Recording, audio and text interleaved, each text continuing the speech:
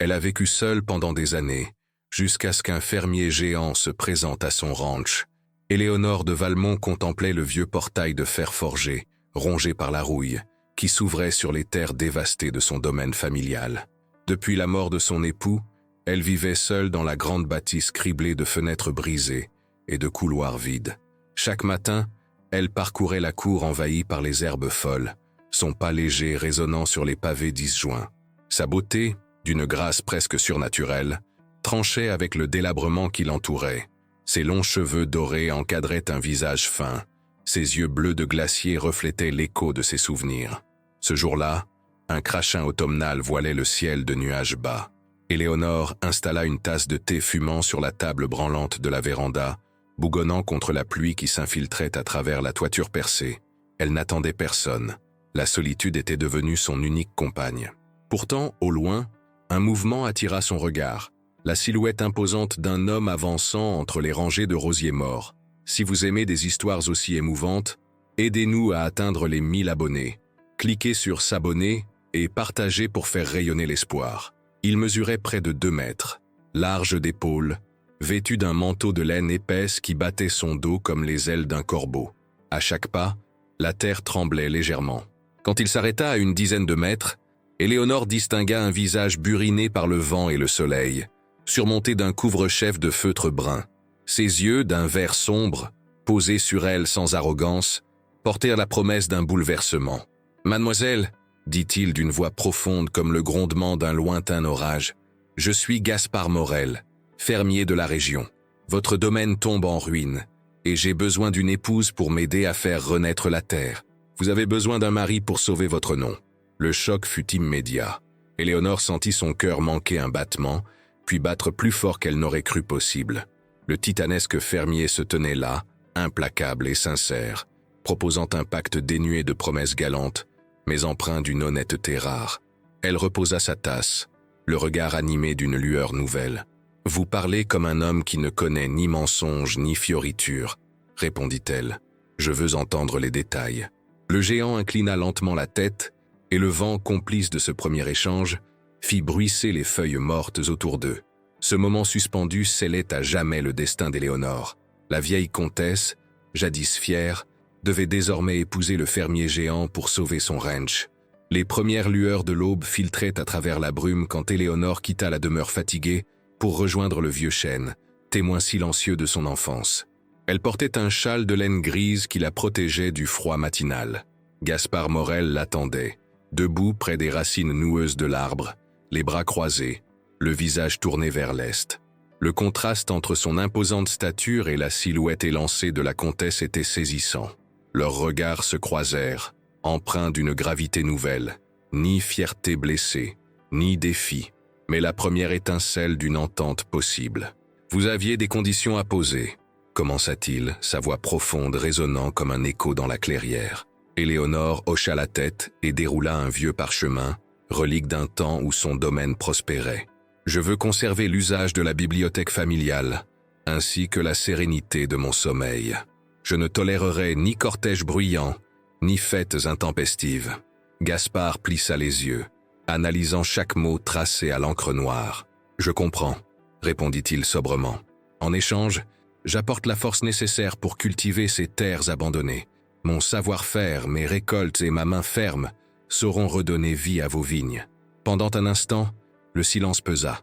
Les feuilles bruissaient dans le vent comme un murmure d'approbation ou de défi. Le fermier s'avança et déposa sa main, large et rugueuse malgré la douceur du printemps, sur le parchemin. « Je jure de respecter vos souhaits et de faire renaître le domaine de Valmont avec dignité et loyauté. » Éléonore sentit une émotion nouvelle se mêler à la prudence, l'assurance qu'elle n'était plus seule. Elle plia alors le parchemin et le glissa dans sa poche intérieure, comme un talisman. « Vous serez mon époux, Gaspard, mais je resterai la gardienne de l'histoire de ces lieux. » En traversant les rangées désertes, ils imaginaient déjà le vert tendre des jeunes pousses au printemps prochain, le parfum sucré de la vendange abondante et le chant des fontaines restaurées. Éléonore songeait à réouvrir la salle de bal du château, à y convier les familles du comté pour célébrer chaque réussite. Gaspard, lui, rêvait de créer un fournil où chaque villageois trouverait pain et joie sous le même toit. Ainsi, main dans la main, Il se projetait vers un avenir où le domaine ne serait plus qu'un vestige du passé, mais le berceau d'une nouvelle prospérité.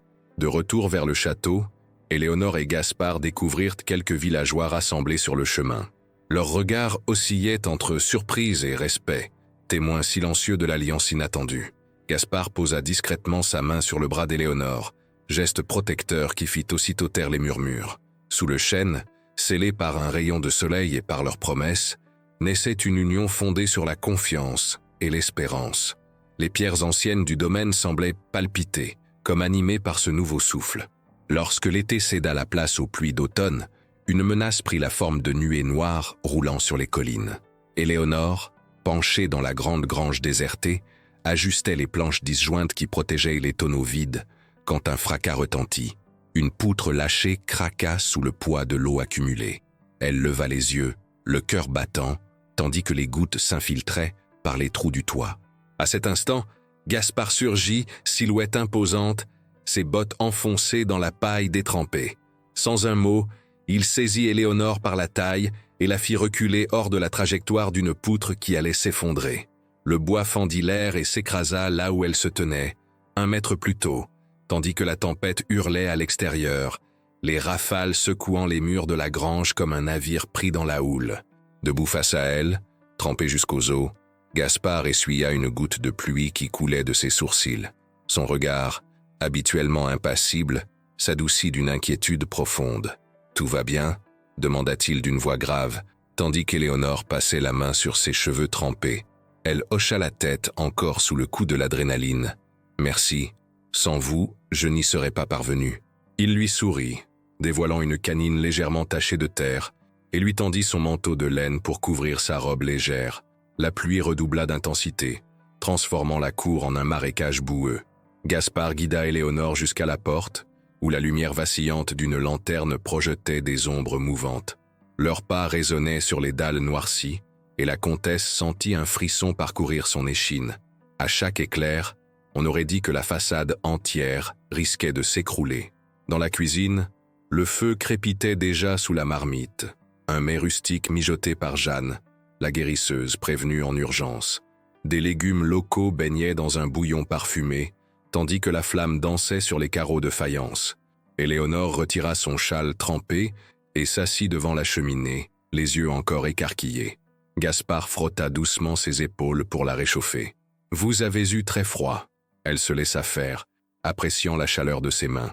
Jeanne, attentive, versa 2 bols de soupe fumante et fit asseoir Éléonore près du foyer, lui couvrant les genoux d'un plaid. « Un grand orage comme celui-ci n'arrive pas souvent, ma belle, » murmura la vieille femme, le regard fixé sur le bois qui crépitait. « Il faut réparer la grange avant le gel, sinon tout sera perdu. » Éléonore acquiesça. « Nous devons sauver les fûts et les outils.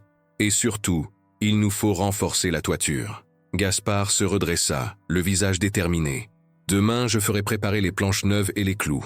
Nous travaillerons ensemble, main dans la main. » Une fois de plus, la promesse silencieuse d'un partenariat solide réchauffa le cœur d'Éléonore.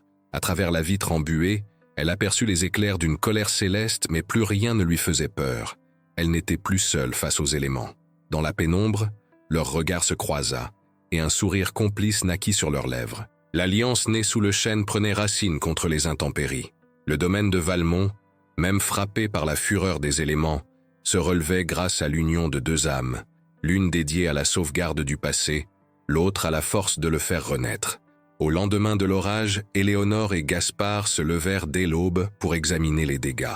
Tandis que le fermier géant évaluait les réparations nécessaires, la comtesse enfila un manteau léger et s'engagea sur le sentier boueux menant au village. Elle avait besoin de l'aide de Jeanne, la guérisseuse, dont la réputation de sagesse et de potions miraculeuses traversait les collines. La chaumière de Jeanne, installée au croisement de 2 routes rurales, dégageait une odeur de plantes séchées et de fumigation. Des bouquets d'achillées, de sauge et de lavande pendaient aux poutres de la cheminée. La porte s'ouvrit sur une femme aux cheveux grisonnants, les yeux pétillants d'une malice bienveillante. « Ah, ma belle comtesse, vous voilà de retour !» s'exclama-t-elle en prenant Éléonore dans ses bras comme une enfant. Après les politesses d'usage, Éléonore aborda la question du plus grand soin. « Je souhaite un baume cicatrisant pour les poutres gâtées par la pluie. » Et quelque chose pour protéger notre vin nouveau d'un excès d'humidité.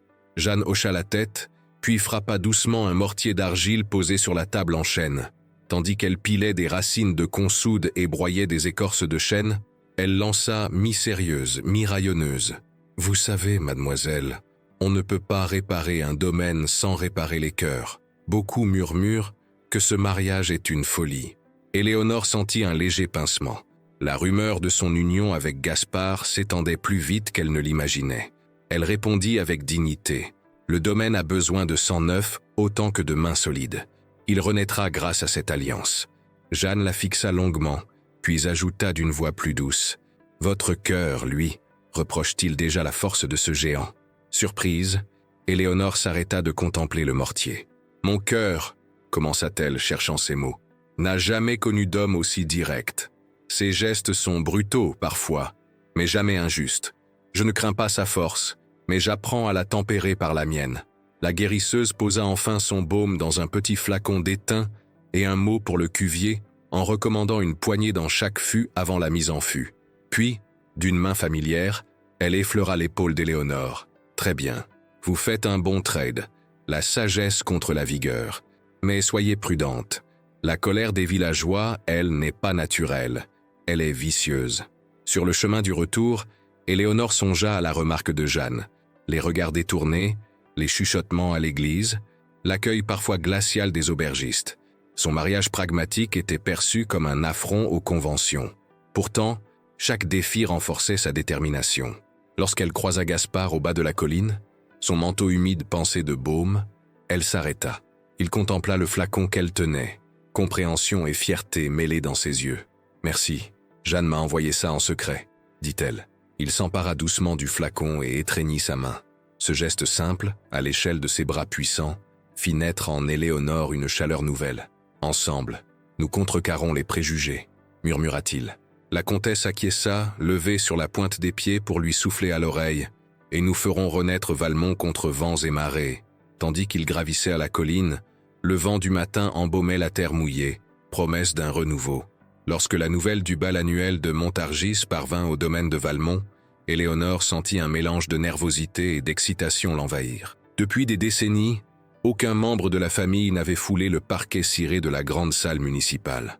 Ce soir-là, la comtesse, jadis recluse, s'apprêtait à faire sa première apparition publique aux côtés de son époux, le fermier géant.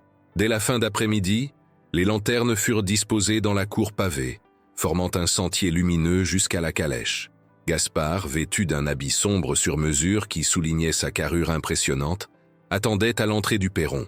Éléonore descendit les marches, éblouissante dans une robe d'un bleu profond rebrodée d'arabesques argentées. Ses cheveux furent relevés en un chignon délicat, laissant échapper quelques boucles soyeuses autour de son visage. Le contraste entre son élégance raffinée et la simplicité de ses bottines vernies créait un charme inattendu. En route vers Montargis, les villageois les saluaient avec étonnement et respect mêlé. Les chuchotements fusaient. « Quelle audace! Elle est si belle! Voyez-le si fier à ses côtés !» À mesure qu'ils approchaient, la musique du bal s'élevait, une valse lente dont les notes résonnaient entre les halles du bourg. À leur arrivée, la salle était déjà bondée. Des tables nappées de blanc accueillaient des plats de saison, tourtes aux champignons, gigots d'agneau et pâtisseries dorées. Le long des murs, des tapisseries anciennes racontèrent l'histoire du comté. Sur la piste, des couples glissaient avec grâce, tandis qu'un orchestre de 5 musiciens jouait sans relâche. Gaspard guida Éléonore vers le centre de la piste. Les conversations se turent lorsque la comtesse, dont on murmurait qu'elle vivait recluse, fit son entrée. Alors que les premières mesures de la valse retentissaient, un silence admiratif s'abattit. Le fermier, moins familier de ces mondanités, suivit les pas qu'Éléonore traçait avec élégance. Sa main, posée avec douceur sur sa taille, inspirait une confiance nouvelle.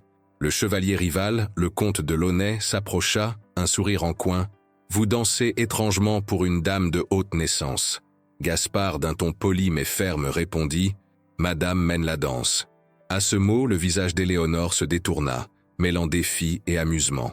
Elle se pencha vers Gaspard, et leurs regards échangèrent une complicité muette. Nul ne contrarierait leur alliance. Bientôt, la valse céda la place à une mazurka entraînante. Éléonore, guidée par le rythme, invita ses amies villageoises à se joindre à la farandole improvisée. Les rumeurs d'incongruité s'évanouirent dans l'allégresse générale. Les sourires, spontanés, réchauffèrent l'atmosphère. À la fin de la soirée, alors que les bougies vacillaient, le maire de Montargis leva son verre pour porter un toast. À la comtesse de Valmont et à son époux, qui rappellent à tous que l'union du raffinement et de la force fait fleurir la prospérité. Les acclamations retentirent, et Éléonore sut, en croisant le regard de Gaspard, qu'il venait de franchir une étape cruciale. Non plus simple mariage de convenance, mais amour et respect mutuel reconnus publiquement. En regagnant la calèche, Éléonore retira sa cape et la drapa autour des épaules de Gaspard. Cette attention, discrète mais pleine de tendresse, scella un pacte plus fort que tous les discours. Tandis que les lanternes s'éloignaient, ils s'éloignaient ensemble, fiers et unis, prêts à affronter la suite de leur destinée commune. À l'aube du lendemain, Éléonore ouvrit la porte de la bibliothèque familiale, mesurait l'étendue des archives désormais à sa disposition. Des étagères ployantes, jadis remplies de volumes précieux, accueillaient désormais des cartons entiers de parchemins jaunis. Parmi eux, elle découvrit un dossier à l'arme secrètement lié par un ruban bleu. Le testament rédigé par son grand-père, scellé d'un sceau de cire intact. Ses mains tremblèrent légèrement en rompant le sceau. À l'intérieur, un codicille précisait qu'une aile entière du château devait revenir à un mystérieux cousin de la branche cadette, Lucien de Rochemont, aujourd'hui disparu. Éléonore sentit un soubresaut.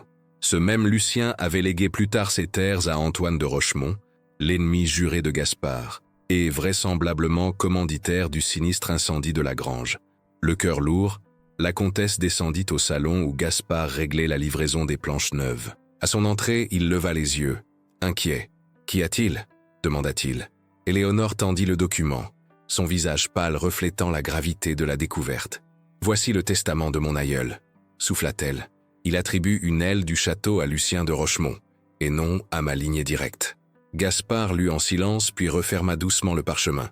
Cela explique pourquoi Antoine se croyait légitime pour réclamer ses terres. Sa voix, pourtant ferme, trahissait l'émotion. Éléonore hocha la tête. « Nous devons présenter ce testament au tribunal des chartes. Il invalidera toutes les usurpations postérieures. » Le soir même, ils se rendirent à la cour locale, où le juge Lecourt, un homme austère au regard pénétrant, les attendait. Après l'examen du parchemin et la vérification du sceau, il leva les yeux, solennel. « Ce document annule toute prétention d'Antoine de Rochemont.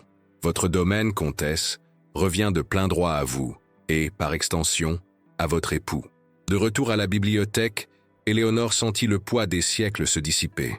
Les vieilles pierres du château semblaient vibrer d'une joie silencieuse. Elle posa une main sur l'épaule de Gaspard. « Nous avons sauvé notre héritage. » Il la serra contre lui, un sourire timide aux lèvres. « Ensemble, nous sommes invincibles. » Cette nuit-là, alors que le vent murmurait dans les tours, Éléonore s'endormit apaisée, sachant que les secrets du passé, révélés au grand jour, avaient enfin confirmé la légitimité de leur union et assuré la pérennité du domaine de Valmont. Au crépuscule d'un jour lumineux, la rumeur d'un affrontement éclata à l'auberge du village. Antoine de Rochemont, furieux d'avoir perdu ses prétentions, avait défié Gaspard en duel, arguant qu'il fallait laver son honneur devant un géant et une petite bourgeoise.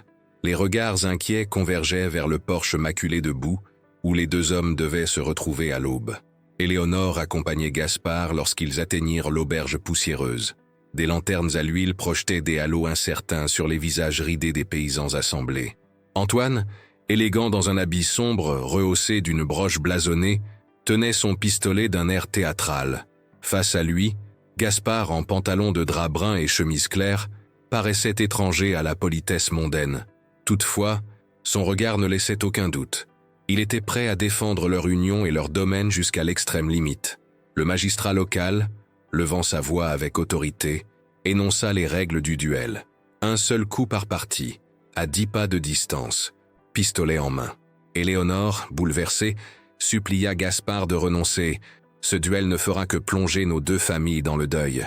Mais il posa une main ferme sur son épaule. Leur honneur ou le nôtre. Je ne peux pas fuir quand je protège celle que j'aime. Quand les 12 heures sonnèrent, Antoine et Gaspard se placèrent face à face dans la clairière attenante. Le silence tomba, étrange et pesant, rompu uniquement par le chant lointain d'un rossignol tardif.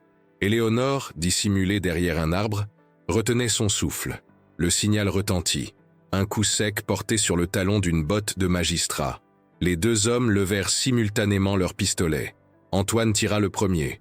Le coup déchira l'air, mais la balle ricocha contre un chêne centenaire, éclatant l'écorce avec violence.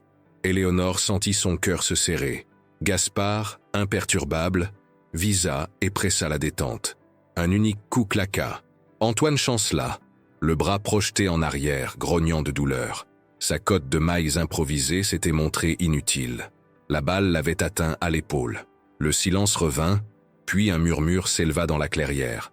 Respect pour la force et la précision de Gaspard, mais aussi soulagement que le combat s'achève sans mort. Antoine, le visage pâle de fureur et de douleur, jura de ne plus jamais porter la main sur la comtesse de Valmont. Gaspard, déposant son pistolet à ses pieds, s'inclina profondément devant Éléonore, geste symbolique qui scella à nouveau leur promesse mutuelle de loyauté. De retour au château, Éléonore soigna la blessure d'Antoine, selon la tradition de Clémence, sous le regard admiratif des villageois. Cette guérison insolite démontra que leur force n'était pas seulement dans les armes, mais dans la mesure et la bonté du cœur. À travers ce duel, le couple avait prouvé que l'honneur se défendait avec courage, mais aussi avec humanité. Lorsque la lune apparut, ronde et argentée, Éléonore profita de l'insomnie qui la tenaillait pour sortir seule sur la terrasse nord du château. Les étoiles parsemaient le ciel comme autant de promesses oubliées. Le vent frais apportait le parfum des lilas tardifs et du foin coupé. Depuis le duel, le domaine respirait un apaisement nouveau, et pourtant elle avait besoin de s'assurer que la promesse qu'ils avaient faite sous le vieux chêne restait vivante. Gaspard la rejoignit en silence, ses pas feutrés sur les dalles anciennement polies. Il laissa glisser ses immenses mains autour de sa taille, l'attirant près de lui. « Tu ne dors pas, ma belle ?» murmura-t-il dans son oreille. Elle secoua la tête en souriant. « Je pensais à nos débuts, à cette proposition brutale mais sincère, et je me demande si je t'ai vraiment remercié. » Il pencha la tête pour la voir mieux. « Merci de m'avoir offert ta confiance. Je t'ai promis de redonner vie au domaine. Qu'en est-il de la promesse que tu m'as faite ?» Son ton était joueur, mais ses yeux reflétaient une attente profonde. Éléonore prit une profonde inspiration. « Je t'ai promis de rester à tes côtés dans chaque saison, qu'elle soit clémente ou cruelle. » Gaspard sourit, empli d'une émotion contenue. Il sortit alors de sa large poche un anneau simple, forgé dans l'or pâle des rivières du Dauphiné, sans pierres précieuses ni fioritures. « Je veux que tu portes ceci, non plus seulement comme comtesse, mais comme ma femme, à chaque instant. » Éléonore sentit son cœur s'emballer lorsque l'anneau glissa sur son doigt, symbolisant un engagement plus profond. La lune, comme témoin silencieux, éclairait la gravure à l'intérieur. Pour toujours, jusqu'à la dernière vendange. Elle leva les yeux vers Gaspard, une larme de joie scintillant au coin de son œil. « Je t'aime, » souffla-t-elle, « et je te suivrai jusqu'au bout de la terre. » Ils restèrent ainsi, enlacés, tandis que le vent fredonnait la mélodie des pluies d'orage passées et des vendanges à venir. Plus qu'une alliance de nécessité, leur amour prenait désormais la force d'un serment éternel, scellé par la lumière apaisante de la lune. Au petit matin, le soleil perça faiblement les nuages lourds, illuminant les ruines du vieux mur d'enceinte. Éléonore et Gaspard, accompagnés de quelques villageois volontaires, se retrouvèrent sur la grande esplanade devant le balcon principal du château. Les pierres fendues, recouvertes de mousse et de lierre, témoignaient de siècles d'oubli. Éléonore, coiffée d'un foulard pastel pour retenir ses mèches rebelles, prit la parole d'une voix claire. « Mes amis, grâce à votre soutien et au courage de Gaspard, nous avons retrouvé notre légitimité. Aujourd'hui, je vous invite à participer à la renaissance de Valmont. » Un murmure d'approbation parcourut l'assemblée. Gaspard, les manches retroussées sur ses bras musclés, détailla les tâches à accomplir. Déblayer l'ancienne pierre taillée, réparer les charpentes, rebâtir les créneaux effondrés. Chacun recevra l'outil adapté, pioche, truelle ou maillet. Ensemble, nous redonnerons à ces murs leur grandeur d'antan. Les premiers coups de pioche résonnèrent, comme un cœur décidé. Éléonore, guidant les plus jeunes, expliquait la technique pour rallier le mortier nouveau aux vieilles pierres. Les villageois, ravis de contribuer, échangeaient rires et anecdotes, créant une ambiance fraternelle. Même Jeanne, la guérisseuse, fit descendre d'anciennes potions pour protéger les mortiers de l'humidité future. Au bout de plusieurs heures, une section du mur nord, jadis croulante, révélait déjà une façade lisse et droite. Le contraste entre l'ancien et le nouveau illustrait l'alliance de tradition et de renouveau. Éléonore, les mains couvertes de poussière, contempla le résultat avec fierté. Regardez comme ce pan de mur évoque maintenant la force et la beauté du passé. À midi, la cloche de l'église tint au truie. Un élan de solidarité improvisa un repas champêtre sous de longues tables en bois, nappées de toiles écrues. Des tartes aux myrtilles, du fromage de chèvre frais et du pain croustillant apporté par les paysans régalèrent petits et grands. Gaspard leva un verre de cidre artisanal pour porter un toast. À la santé d'Éléonore, sans qui rien de tout cela n'aurait été possible. Les acclamations fusèrent. L'après-midi, ils remontèrent sur les échafaudages installés, réparant les meurtrières qui serviraient bientôt à orner les nouveaux créneaux. Éléonore fit une pause près d'une fenêtre panoramique. La vallée s'étendait comme un tableau vivant. Gaspard posa sa main dans le creux de son dos et, avec un tendre sourire, posa ses lèvres contre sa tempe. Chaque pierre replacée symbolise un espoir nouveau. Lorsque le soir tomba, la section restaurée se détachait contre le ciel pourpre, fière et invincible. Éléonore et Gaspard, côte à côte, admirèrent leur œuvre commune. « Nous avons fait renaître Valmont, ensemble, » dit-elle. Il hocha la tête, le regard empli de reconnaissance. « Et ce n'est que le début de notre histoire. » Quelques semaines après la grande reconstruction, des rumeurs commencèrent à circuler jusqu'à la cour du comté. Des lettres anonymes, glissées sous la porte du château, dénonçaient l'inconvenance d'un mariage entre une noble dame et un simple fermier. Les journaux locaux titraient des ragots à demi-mot, tandis que certains nobles regardaient Éléonore de travers lors des messes dominicales. Un matin, Éléonore reçut une lettre scellée du blason royal. Son cœur se serra. Jamais elle n'avait imaginé impliquer la cour dans ses affaires. Elle invita Gaspard dans l'intimité de la salle à manger, où la lumière pâle traversait les rideaux de velours. D'une main tremblante, elle lui tendit le pli officiel. « Vous êtes convoqué au tribunal de la couronne pour répondre aux accusations de mésalliance et d'atteinte à la noblesse. » Gaspard, habituellement impassible, laissa percer un soupir. « Ils veulent à nous briser, ma chère. Mais nous avons la vérité et le droit de notre côté. » Éléonore acquiesça, renforcée par sa confiance. « Nous devons prouver que notre union est légitime et bénéfique à la région. » Le lendemain, à la grande salle d'audience, le roi siégea entouré de ses conseillers. Les accusateurs, chapeautés de plumes blanches, exposèrent leurs griefs. Une comtesse ne saurait se marier en dehors de son rang sans permission royale. Éléonore, vêtue d'une robe sobre aux reflets d'ardoise, s'avança avec dignité. Elle présenta des témoins, paysans, bourgeois et même l'évêque local, tous saluant les bienfaits qu'avait apporté l'alliance à la productivité et à la justice locale.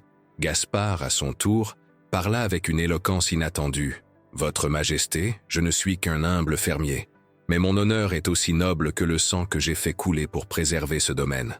Notre union a sauvé Valmont et apporté prospérité à vos terres. » Sa voix grave résonna dans l'assemblée, laissant place à un silence respectueux. Après un moment de délibération, le roi frappa de son sceptre le pupitre. « Les accusations sont infondées. Votre mariage, légitime et salutaire, sert l'intérêt du royaume. Que nul ne tente plus de semer la discorde entre ces deux âmes unies. » Les murmures de joie emplirent la salle. En quittant l'estrade, Éléonore plaça sa main sur le bras puissant de Gaspard. Les regards nobles se firent admiratifs. Les têtes se déclinèrent en salutations. Leur amour, désormais lavé par la justice du roi, brillait plus fort que jamais, imposant un respect infaillible à tous les seigneurs présents. Le printemps s'invitait timidement à Valmont, lorsque la paix enfin consolidée fut à nouveau menacée. À la Bulle Rose, l'auberge la plus fréquentée de Saint-Léandre, des murmures circulaient à propos de la comtesse et de son mari, trop rustiques. On glissait des pamphlets anonymes dans les boîtes à pain, accusant Gaspard d'avoir usurpé la noblesse d'Éléonore. Un matin, Éléonore découvrit une longue missive posée sur son bureau de chêne. « Vous, la haute naissance, mariée à un paysan? Quelle honte pour la lignée de Valmont !» Elle sentit son sang se glacer, mais son regard resta digne. Elle appela Gaspard au salon, là même où ils avaient signé leurs vœux sincères. « Regarde ceci », dit-elle en lui tendant la lettre. Le géant déroula le parchemin, lisant chaque mot avec une colère maîtrisée.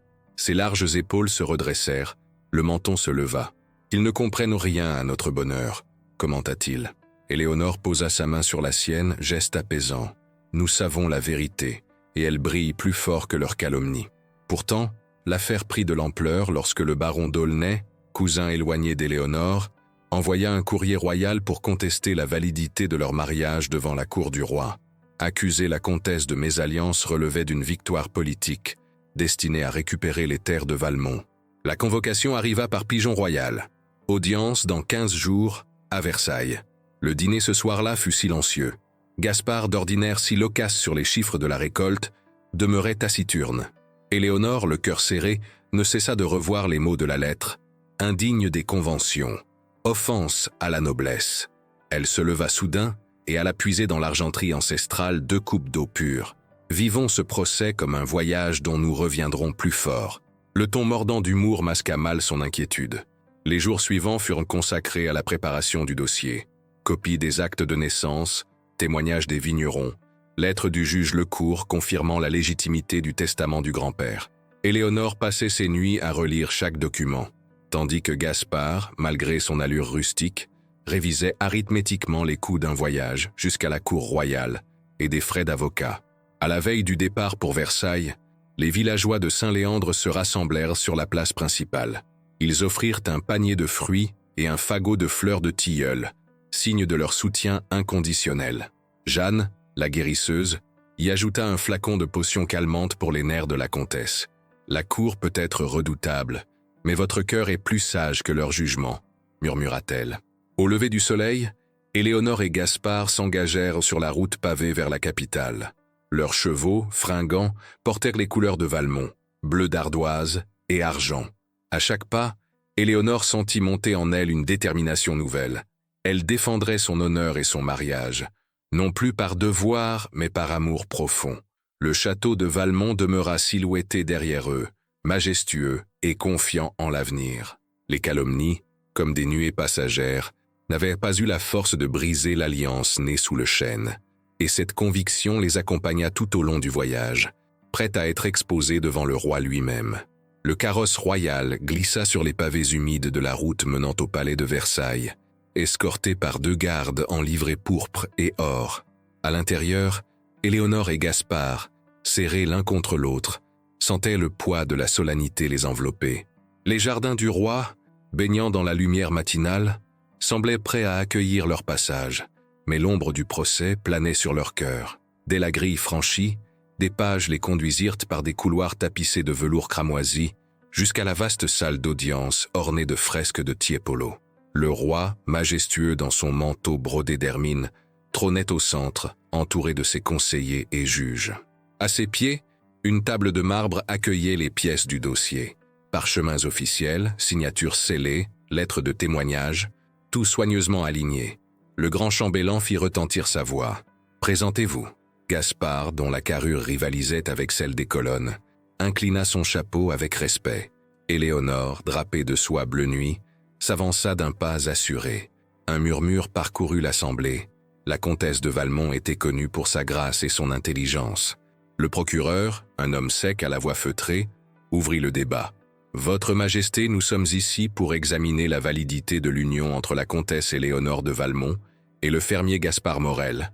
Ils n'appartiennent pas au même rang social, ce qui porte atteinte à la tradition nobiliaire. » Les mots résonnèrent, cherchant à émouvoir la cour. Éléonore prit alors la parole, avec une dignité irréprochable. « Sire, je reconnais la noblesse de mes aïeux, mais ce titre n'existerait plus sans la vigueur et la loyauté de l'homme qui se tient à mes côtés. Gaspard a restauré ces murs, protégé mes terres, apporté prospérité et justice à nos vignerons.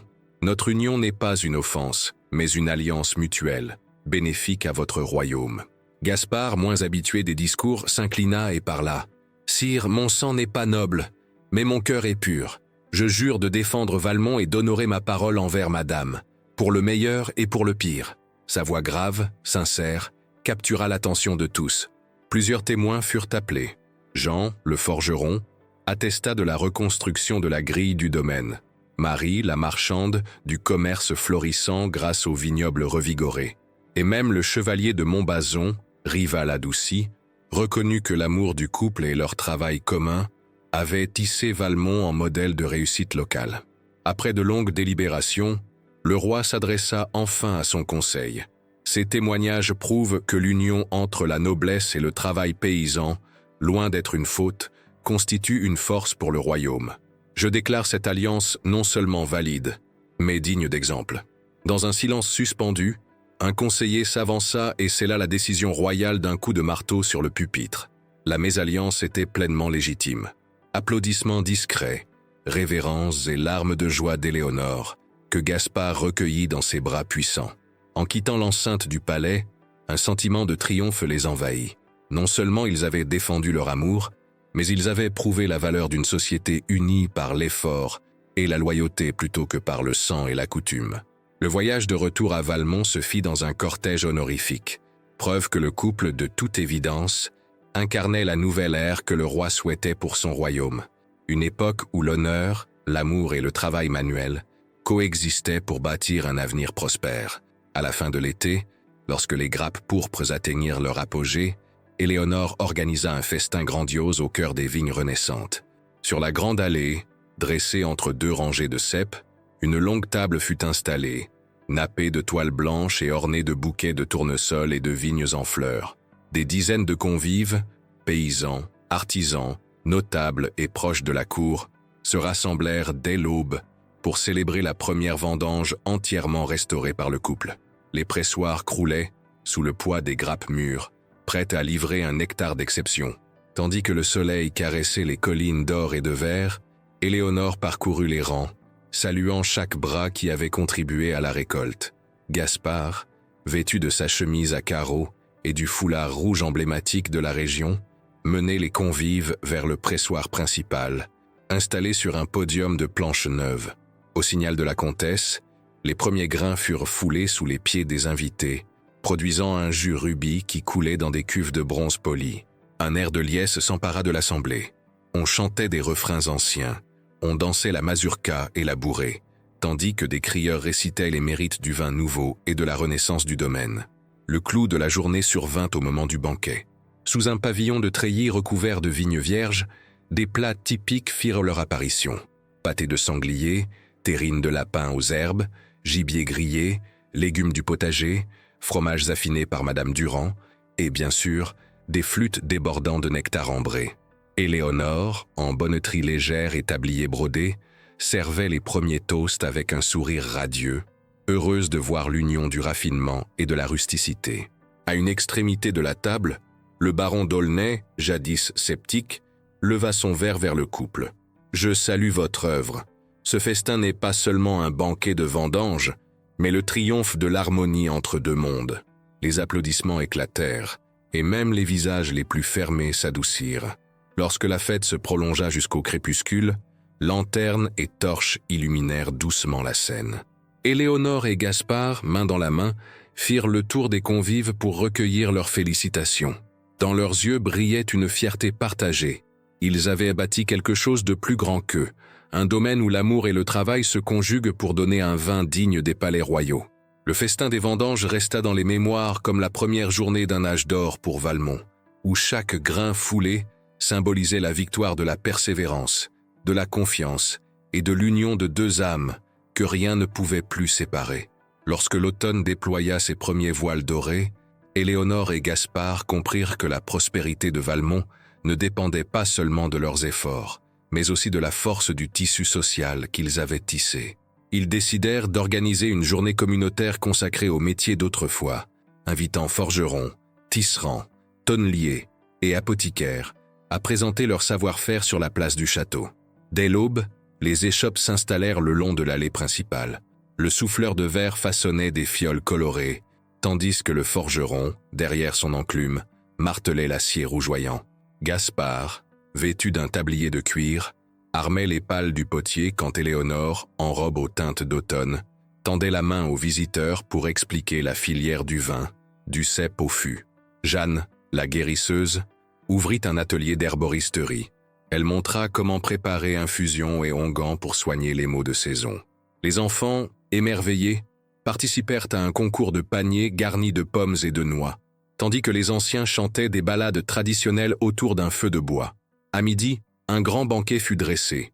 Soupe paysanne, tourtes aux champignons sauvages, gibier mijoté et, pour le dessert, tarte tatin caramélisée. Éléonore leva sa coupe de vin pour porter un toast.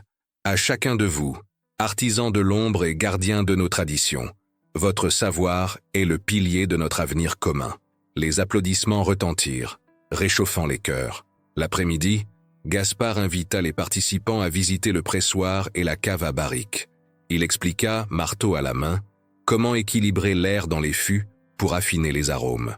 Éléonore, à ses côtés, complétait « Et ceci est la salle de fermentation, où naît la magie du terroir ». Chaque explication renforçait l'admiration des villageois pour leur domaine, désormais perçu comme un joyau partagé.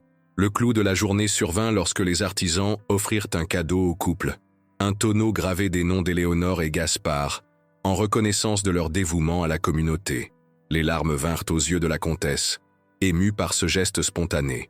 Lorsque le soleil déclina, le domaine résonna d'une atmosphère familiale, loin des intrigues passées.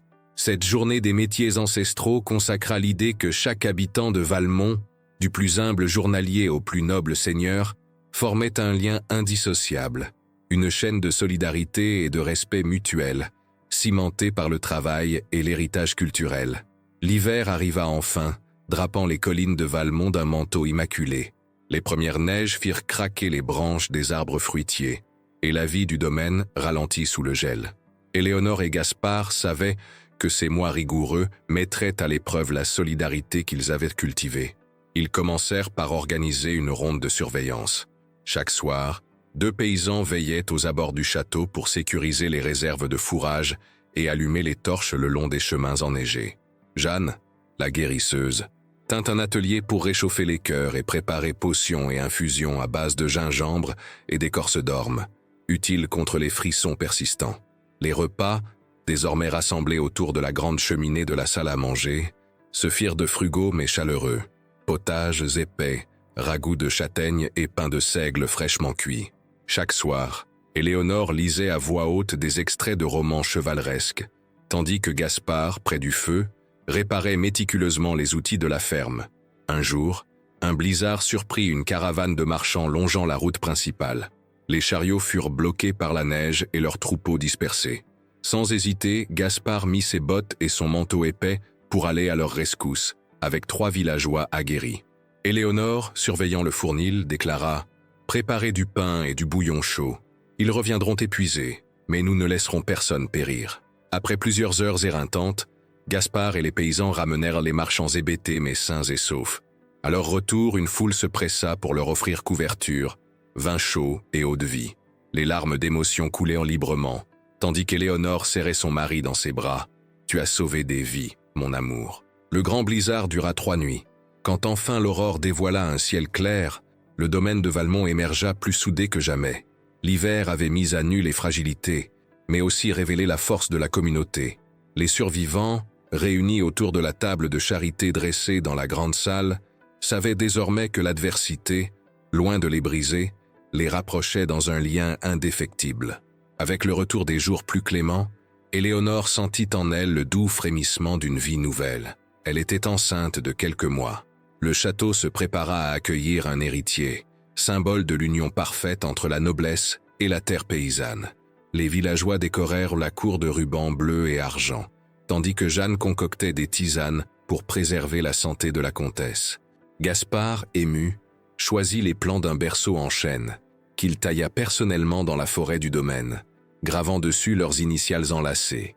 Le jour de l'accouchement, une fine neige tombait comme une bénédiction. Éléonore, soutenue par Jeanne et Madame Durand, donna naissance à une petite fille aux yeux de jais et aux cheveux châtains, fine fleur de ce terroir renaissant.